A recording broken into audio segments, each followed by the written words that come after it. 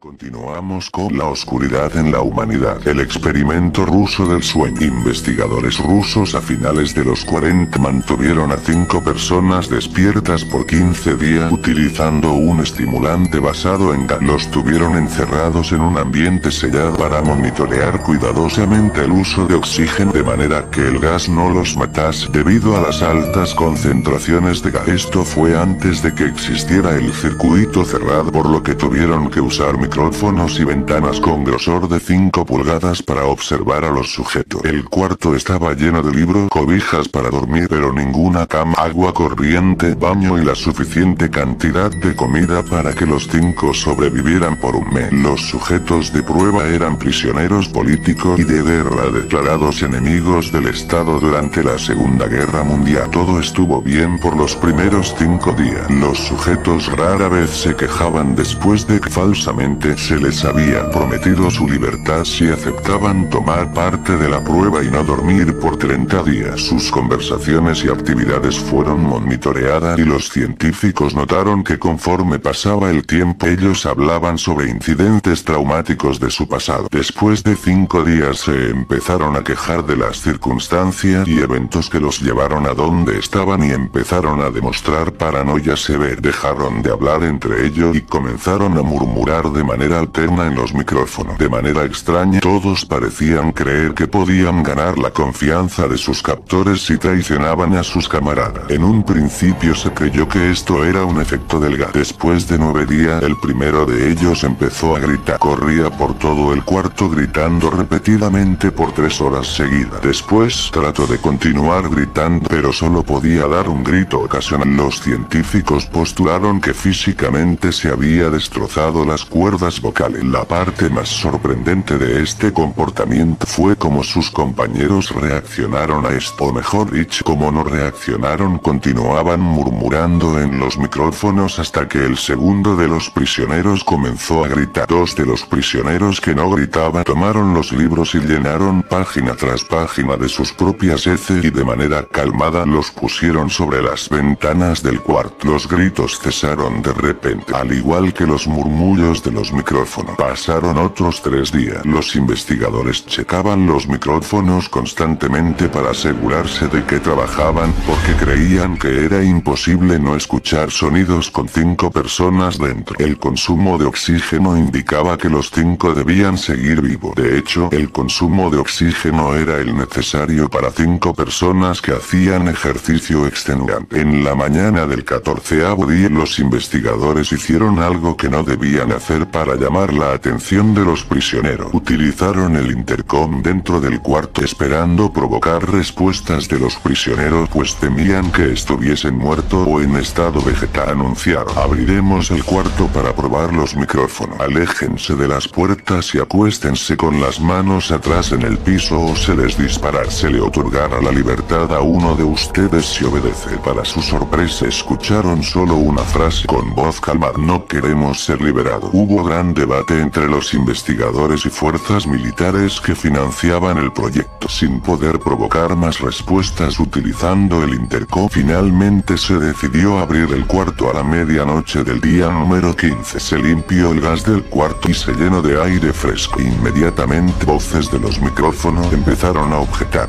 3 voces diferentes rogaban por la vida de sus seres queridos que encendieran el gas nuevamente. Se abrió el cuarto para sacar a los prisioneros. Gritaron más fuerte que nunca, al igual que los soldados, cuando vieron lo que había dentro. 4 de los sujetos seguían vivos. Las raciones de los pasados 5 días no habían sido tocadas. Habían pedazos de carne de las costillas y pantorrillas del sujeto muerto colocados dentro del drenaje del centro del cuarto, bloqueando, permitiendo que 4 pulgadas de agua se acumulara en el piso. Los 4 sobrevivientes también tenían pedazos de piel y carne arrancada de sus cuerpos. La destrucción de tejidos y la exposición de huesos en la punta de sus dedos indicaba que las heridas fueron infligidas por las manos y no con los dientes como era de suponerse. Al examinar examinarlo se descubrió que la mayoría de las heridas fueron autoinfligidas en su mayoría. La piel y los órganos detrás de las costillas fueron removidos, mientras que el corazón, los pulmones y el diafragma seguían en su lugar. El tracto digestivo de los 4 sujetos podía verse trabajar, digiriendo comida. Rápidamente se hizo aparente estaban digiriendo su propia carne y que ellos la arrancaron y se la comieron en el transcurso de los días. La mayoría de los soldados eran fuerzas especiales rusas en las instalaciones, pero aún así, muchos se negaron a regresar al cuarto para sacar a los prisioneros. Estos sin embargo, insistían a gritos que los dejaran dentro y de manera alterna rogaron y demandaron que se encendiera el gas nuevamente para evitar quedarse dormidos. Para sorpresa de todos, los sujetos pusieron una resistencia feroz durante la extracción. Un soldado ruso falleció cuando un sujeto le mordió el cuello, otro fue gravemente herido cuando otro de los prisioneros le mordió la arteria femoral y los testículos. Otros 5 soldados perdieron la vida, si se cuentan a aquellos que se quitaron la vida en las semanas consecuentes al incidente. Durante la lucha, uno de los prisioneros dañó su bazo, sangrando de manera casi inmediata. Se intentó sedar al sujeto, pero fue imposible. Se le inyectó más de 10 veces de la dosis humana de morfina y aún así luchó como un animal rodeado, rompiendo las costillas y un brazo de un doctor. Se veía latir su corazón al máximo por 2 minutos completos mientras se desangraba y continuó gritando por más de 3 minutos atacando a quien se le acercara, repitiendo la palabra más una y otra vez, cada vez más débil hasta que cayó en silencio. Los otros 3 sobrevivientes fueron inmovilizados fuertemente y llevados hacia instalaciones médicas. 2 de ellos, con cuerdas vocales intactas, demandaban continuamente más gas para permanecer despiertos. El más herido de los 3 fue llevado al único cuarto de cirugía que había en las instalaciones. En el proceso de su preparación para colocar nuevamente sus órganos en su lugar, se notó que el sujeto era totalmente inmune a los sedantes. Peleó furiosamente cuando el gas anestésico se le estaba colocando. Se necesitó un poco más de anestesia de la normal para sedarlo, pero al momento que sus ojos se cerraron, su corazón se detuvo.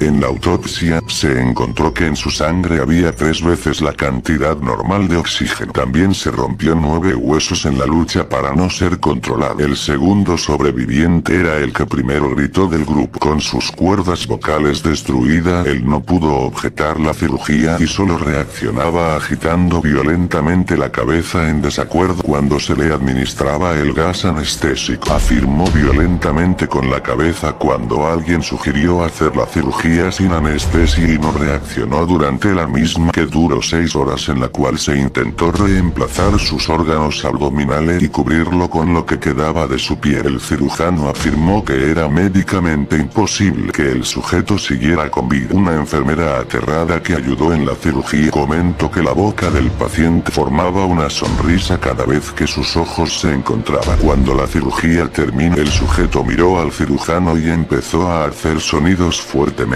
como tratando de hablar. Asumiendo que esto era de gran importancia, el cirujano le entregó un papel y una pluma para que el paciente pudiera comunicarse. Sigue cortando, escribió. Se le hizo la misma cirugía sin anestesia a los otros 2 sujetos.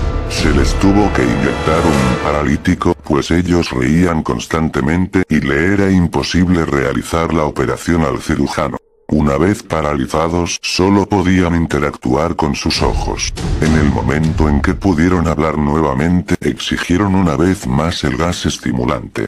Los investigadores trataron de averiguar por qué se lastimaron de esa forma a sí mismos y por qué querían el gas nuevamente. La única respuesta fue: debo permanecer despierto. Se reforzó a los 3 sujetos y los devolvieron al cuarto, para espera de su destino. Los investigadores, enfrentando la furia de sus benefactores militares por haber fallado las metas del proyecto, consideraron dar eutanasia a los prisioneros. El comandante, un ex KGB, vio potencial en el proyecto y en su lugar decidió ver qué pasaría si ponían el gas nuevamente. Los científicos se negaron rotundamente, pero al final tuvieron que aceptar. En preparación para ser sellados nuevamente en el cuarto, los prisioneros fueron conectados a un monitor EEG. Para sorpresa de todos, los tres dejaron de pelear en el momento que se dieron cuenta que los regresarían al gas. En este momento, era obvio que los tres estaban haciendo un gran esfuerzo por mantenerse despiertos. Uno de los prisioneros estaba murmurando una canción. El sujeto mudo peleaba con sus ataduras de piel como si tratara de enfocarse en algo. El último sujeto mantenía su cabeza en la almohada y parpadeaba rápidamente. Siendo este el primero al que se le puso leer, la mayoría de los investigadores monitoreaban sus ondas cerebrales con sorpresa. Eran normales la mayor parte del tiempo, aunque algunas veces aparecía una línea recta de manera inexplicable. Parecía que repetidamente sufrían de muerte cerebral. Mientras analizaban los datos, una enfermera notó que los ojos del sujeto se cerraron. Sus ondas cerebrales cambiaron inmediatamente por las de sueño profundo. Luego se pusieron rectas y de manera simultánea su corazón se detuvo. El único sujeto que quedaba que podía hablar comenzó a gritar para que lo encerraran en ese momento. Sus ondas cerebrales mostraban las líneas rectas del sujeto que acababa de morir por quedarse dormido. El comandante dio la orden de sellar el cuarto con los dos prisioneros dentro junto con tres de los científicos. Uno de los tres inmediatamente tomó un arma y abrió fuego contra el comandante matándolo de un tiro entre los ojos. Después apuntó al prisionero mudo y le voló el cerebro. Apuntó al prisionero que quedaba vivo mientras que los demás investigadores escaparon del cuarto. No me encerraran con estas cosas, no contigo, le gritaba al prisionero que estaba atado al camastro. ¿Qué eres?, demandó. Necesito saber. El prisionero sonrió. Tan fácilmente te has olvidado de mí. El prisionero le contestó, somos ustedes, somos la locura que está encerrada en todos ustedes rogando por libertad en cada momento de tu vida desde lo más profundo de tu mente animal. Somos aquello de lo que te escondes en tu cama todas las noches. Somos lo que duermes y silencias y paralizas cuando te vas a tu cielo nocturno donde no te podemos alcanzar. El investigador hizo una pausa, apuntó al corazón del prisionero y disparó. El EEG mostró una línea recta mientras el sujeto débilmente murmuró casi. Dale like si te gusta mi video y compártelo. Suscríbete a mi canal y de mi parte gracias por escucharme.